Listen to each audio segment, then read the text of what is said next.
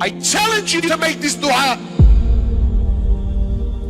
Wallah, if the Imam made this dua, you would throw a shoe at him from the back. And look, brother, what's this dua?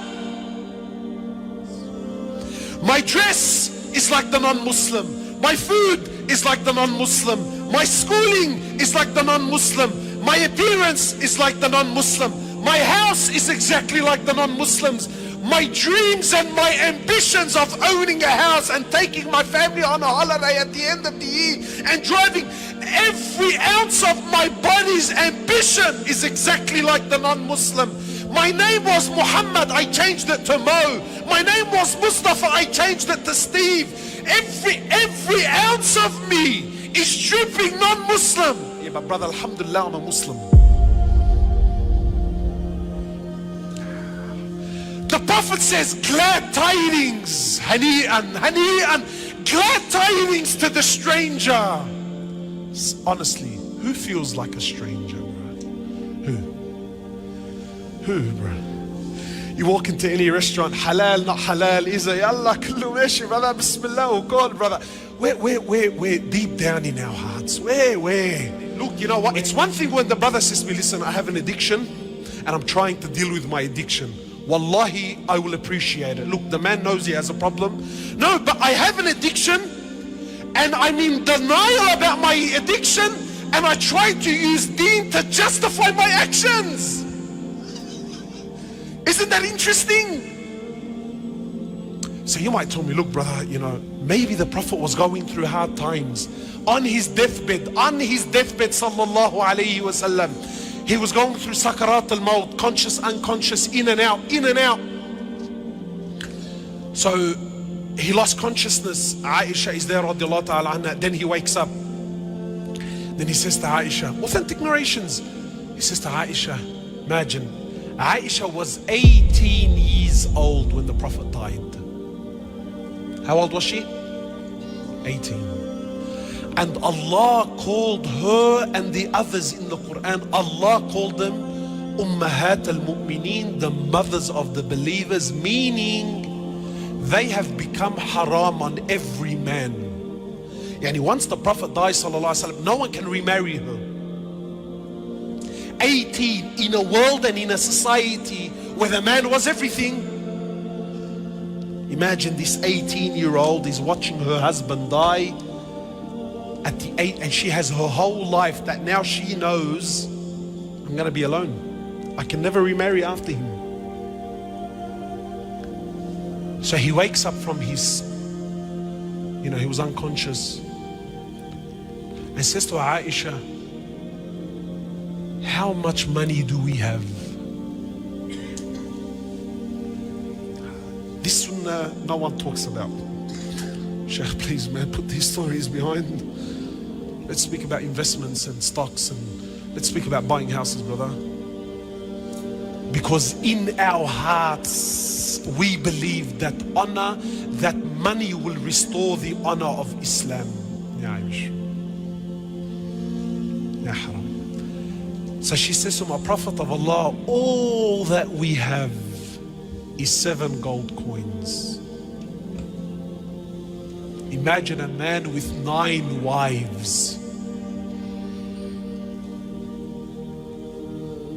Today, brothers have paid off their houses, paid off. And he's working to pay off the 2nd and the 3rd because, brother, I need to leave something for my children, brother. Exhausting his life. Not halal haram. I don't care about halal and haram. But tell me, when the Prophet was dying and there were 7 gold coins between 9 wives, is he a man? Sister, you know the one, I wish I was married to him. What Chanel handbag was he gonna buy you with 7 gold coins? Tell me, man. What hair and makeup studio were you gonna go to on a fortnightly basis? Tell me. What restaurant were you gonna be fine dining in? Tell me. So he says to Aisha, take the 7 gold coins and give them in charity now.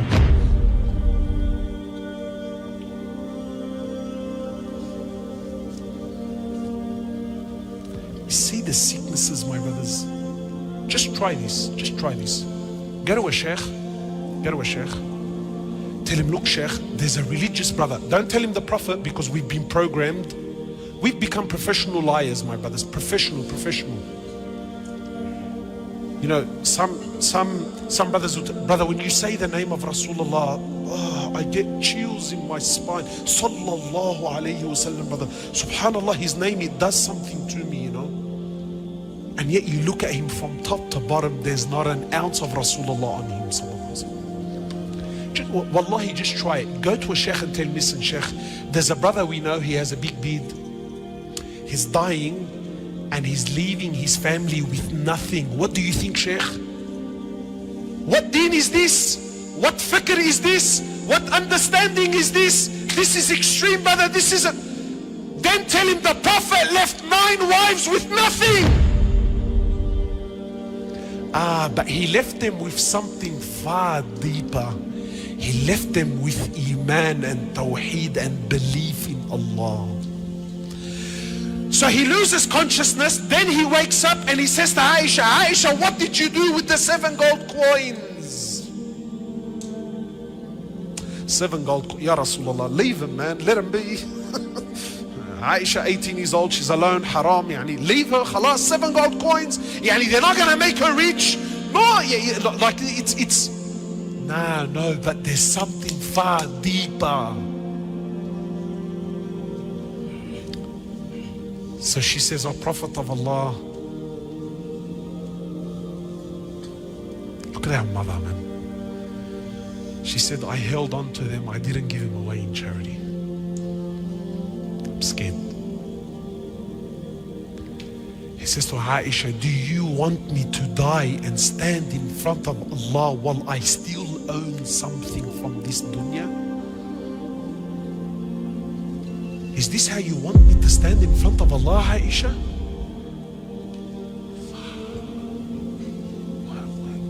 What's going on? My brothers, who's the Rijal? Who's the man? So you might think, look, brother, that's Rasulullah sallallahu alaihi wasallam, you know, look, Allah was... No! In Bukhari, the dua of Rasulullah, Allahumma ja'al rizqa ali Muhammadin qut. Ya Allah, make the rizq of the family. The hadith is in Bukhari. Ya Allah, make the rizq of the family, not just Muhammad. Muhammad and his family, sallallahu. Make the rizq and the provisions of Muhammad and his family the bare minimum. I challenge you to make this dua. Wallah, if the Imam made this dua, you would throw a shoe at him from the back. And look, brother, what's this dua? Because in our hearts, in the sicknesses of our society, a man is determined by his money.